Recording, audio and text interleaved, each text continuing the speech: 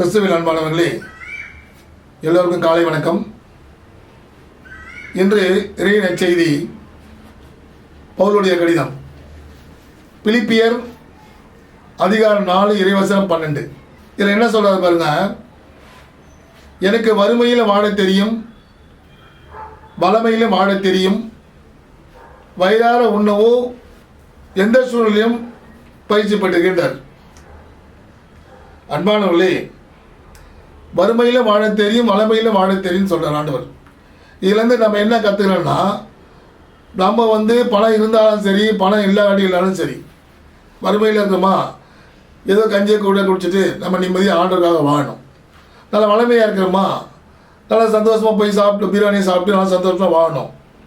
So அதான் ஆண்டவர் இயேசு கிறிஸ்து நம்ம எதிர்பார்க்கறதுக்கு காரணமே பவுலடியார் தான் அப்படியே வாழ்ந்திருக்காரு. அதான் பவுலடியார் நமக்கு சொல்கிறாரு, நான் வாழ்ந்தவன் நீங்களும் ஆண்டவருக்காக வாழுங்கள். பணம் இருந்தால் ஒரு மாதிரி, பணம் இல்லைன்னா ஒரு மாதிரி, பணம் இருந்தால் ஒரு மாதிரி தெனாட்டாக இருக்குது, நடைமுறை பாவனையில் மாறுது, அப்படிலாம் இருக்கக்கூடாது.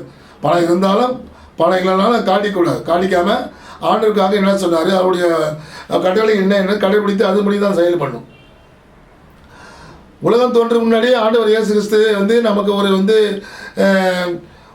ஒரு லிஸ்ட்டு வச்சுட்டாரு, ஒரு பிளான் பண்ணிட்டாரு. உலகம் தோன்றும் கூட ஒரு பிளான் பண்ணி வச்சுருக்காரு.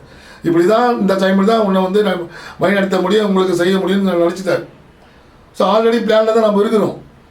ஏன்னா அவர் ஏற்கனவே சொல்லியிருக்கார், தாயின் கருவில் உருவாகும் முன்றே நான் உன்னை திருநிலைப்படுத்தினேன்றார். உலகம் தோன்றும் முன்னே நான் உன்னை தேர்ந்தெடுத்து விட்டேன்றார். ஸோ உலகம் தோன்றும் முன்னே நம்மளுக்கு பிளான் பண்ணிட்டாரு.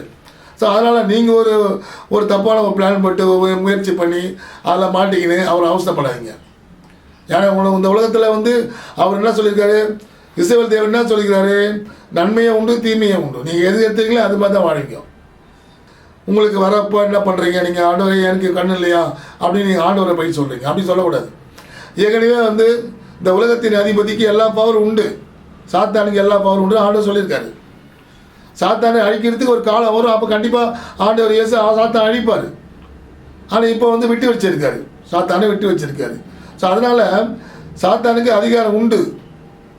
ஸோ அதனால் இந்த உலக காரியத்தில் நீங்கள் செல்லாமல் ஆண்டவர் இயேசு சொல்லிக் கொடுத்த அந்த நீதி நெறிமுறைகளையும் ஒழுக்கங்களையும் விபச்சாரியை பண்ணாத கல்யாணத்தை சாப்பிடுங்கன்றது பழைய ஏற்பாடு. புதிய ஏற்பாடு என்பது இயேசு சொன்ன பாதை தான். அந்த பாதையில் தான் நம்ம ஒரு ஒளியாகவும் உப்பாகவும் வாழணும். ஆண்டவர் நம்ம கிட்ட அதை எதிர்பார்க்குறாரு.